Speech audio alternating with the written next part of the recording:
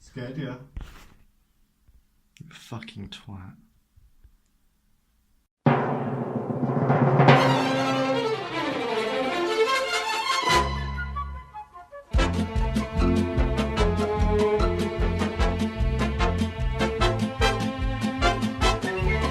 Wowie, it's Halloween, the time of pumpkin boys and debating whether or not to watch The Nightmare Before Christmas now or save it for Christmas.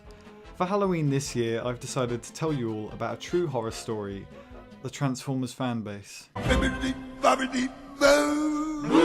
I think I've mentioned once or twice on this channel that Transformers More Than Meets the Eye is probably one of my favourite comic books ever. I mean, it's definitely not perfect, but I can overlook the problems I have with it because it's just so damn fun. It takes these absurd science fiction concepts and runs with them, and it just works. But at the same time, it tells this story that's like a mix of Star Wars meets Doctor Who meets Rick and Morty meets Transformers, I guess. It's a roller coaster of emotions that will make you laugh, cry, threaten, cry. You will cry. If you don't, then you're a liar and you're a poo head. And you've got Senator Shockwave, Necroworld, Megatron's Redemption, fucking Rewind's last message. That one fucked me up the most. How can you read this and not get teary-eyed? What are you, a robot?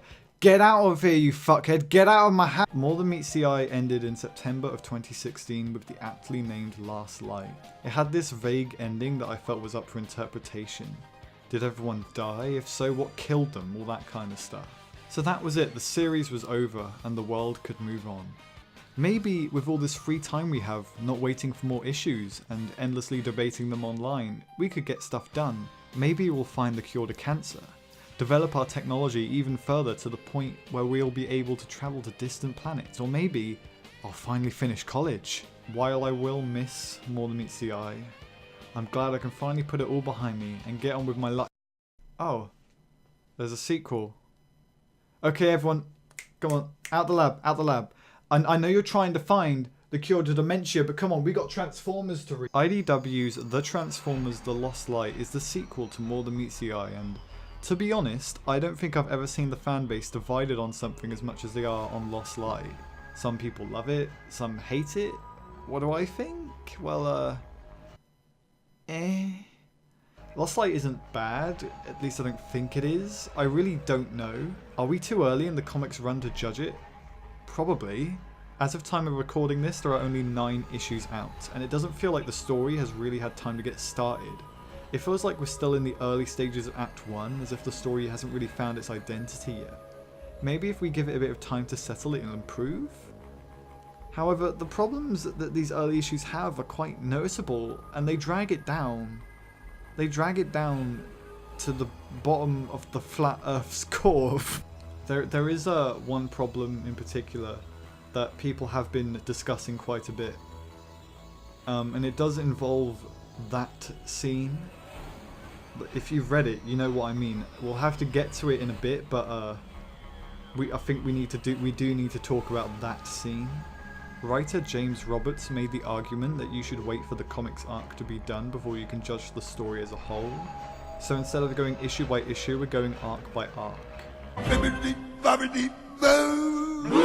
Lost Light has a fairly strong start. I actually quite like the first arc. It feels like the same old More Than Meets the Eye that we all love. There are a few problems though, mainly the fact that it feels kind of overcrowded. It's almost like too much stuff is happening, emphasis on the almost. There's plenty of stuff going on, but it's almost too much stuff. And I don't think I've ever gotten this feeling from, well, anything really. Like, we got the main plot of the arc, which is the crew trapped in the Functionless universe, where the Functionless Council is trying to destroy Cybertron. The side plot about Anode and Lug. The other side plot about Tailgate and Cyclonus' relationship. The other side plot with there being tension between these Decepticons. The other side plot with Rung and Nightbeat. The return of Roller, Megatron and Terminus, and the whole thing about what Rung actually transforms into. It's so cluttered, and sometimes you lose track of what's going on. But I feel that if you look at these character and story arcs on their own, they're pretty good. And let's just stop right here for a minute and talk about Megatron. Megatron is by far my favourite character in More Than Meets the Eye, and maybe even IDW as a whole. And if this really is the end of his character, I wouldn't have it any other way. I love this ending.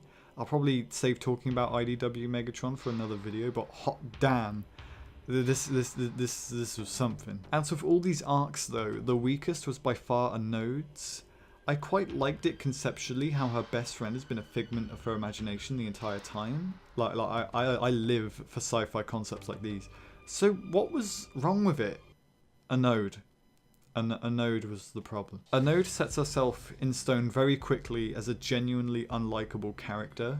Like, they're trying to make her witty and shit, but it just comes off as, I don't know, bitchy? Lug though. I ain't dissing Lug. Lug is pretty good.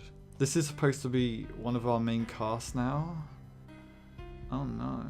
People seem to get on with her really well, and even though she acts like a wanker, they're like the bestest of friends.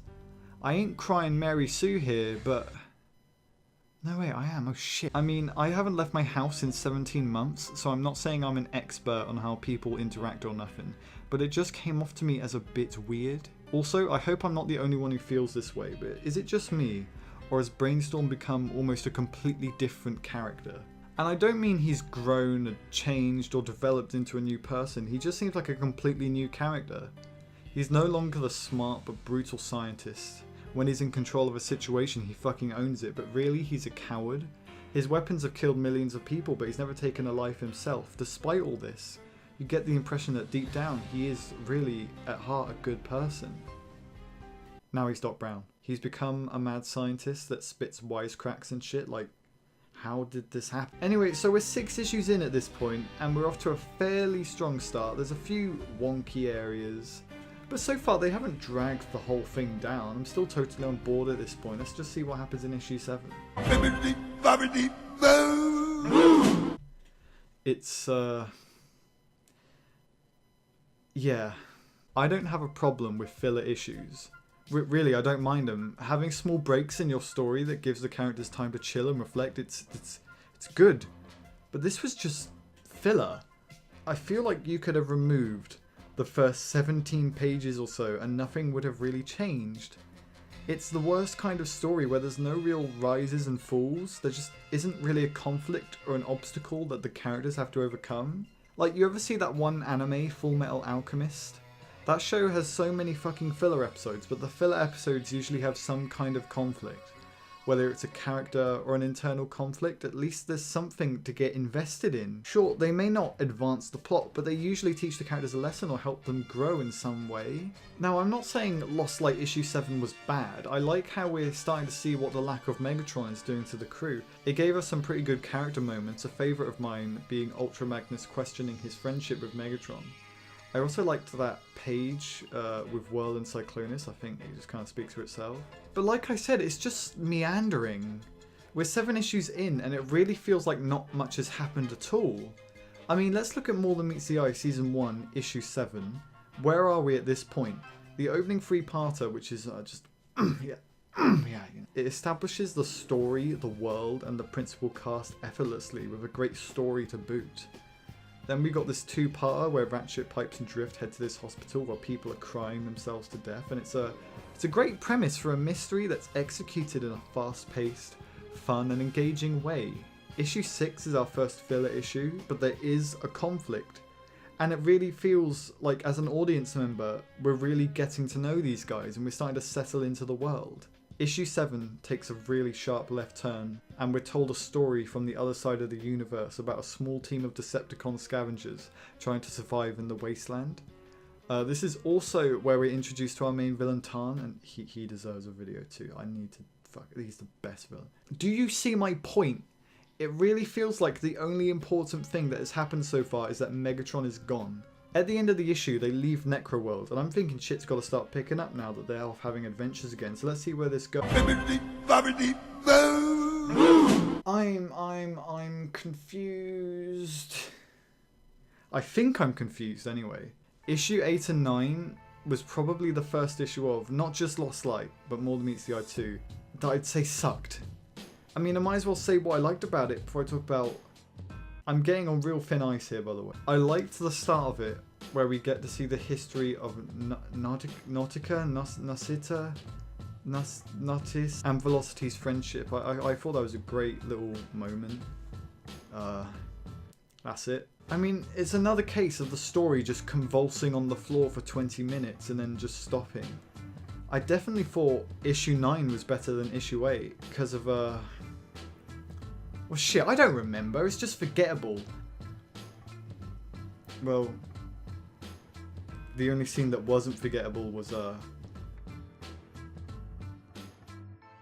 okay, we're at this point now.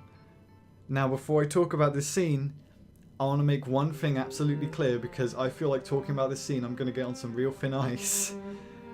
You can be whatever the fuck you want. You can be gay, straight, trans, whatever floats your boat. I ain't going to hunt you down if you like dudes or dogs. I'm totally okay with that sort of thing. Now let's talk about the scene. I'll read it out to you in full, just so you see where I'm coming from. This is it. This is the scene that everyone's fretting about. Okay, here we go. I'm going to read it to you. Hey, I was just speaking to Lug. He says you guys have been out of the loop for 500 years. He says you met the Necrobot. She says. Not he. Not anymore. Eh? Lug's a she now. Me too. Why? It's just a better fit. The further you get from Cybertron, the more people you meet, the more you realise that as a race, we've been limiting ourselves unnecessarily. You know, before the war, when the Primal Vanguard used to come home between campaigns, there'd always be a few who had reclassed themselves, a few she's amongst the he's. They tended to stick together. He to she, I didn't understand the significance. What difference did it make? But after we left Cybertron and started to meet so many other races, yeah, then it made sense. It made perfect sense. Is that why you changed your look? Yep, new shape, new me. So you really think we're being hunted? By who? By those organics we met at the compound? They're with the Black Block Consortia. The who? This scene is an attempt to give a Node's character some kind of, well, character. And it falls completely flat on its face. And it's not because she comes out as trans. That isn't the problem. I cannot express that enough. It just feels so unimportant. Like, after this scene takes place, has our perception on a Node really changed? The fact that the characters immediately carry on with their conversation too makes it seem a bit pointless. I feel like there is a really simple fix to this scene. Just cut it off here. Remove the next two panels and have it be a one-off line. I feel what makes this moment feel so odd and out of place is the amount of time they spend explaining the sexuality of this character.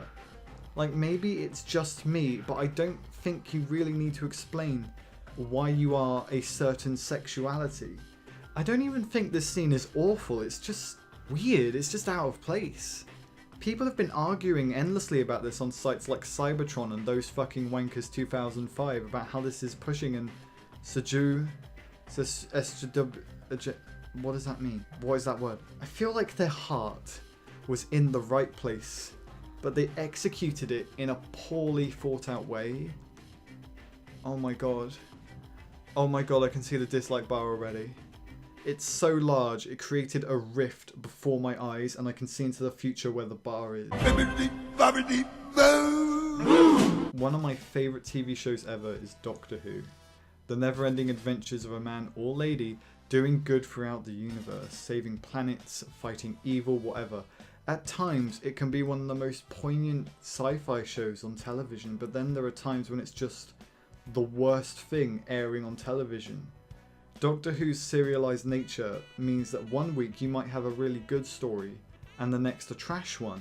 Occasionally it will have a losing streak, trash story after trash story, endless trash. And I feel like this is very similar to what Lost Light is going through right now. I've got a good feeling that this will start to improve, and I really hope it does. There's some real potential here, and we all know this series can be amazing. Maybe we just are on a losing streak here and it'll pick up in issue 10. So do I think Lost Light is bad? I really don't think so. I think it still might be too early to judge it, but only time will tell. In any case though, will I still read Lost Light? Yes. Will I still enjoy it? Probably. If it does suck, will I do a video explaining why? Yeah, sure, why not?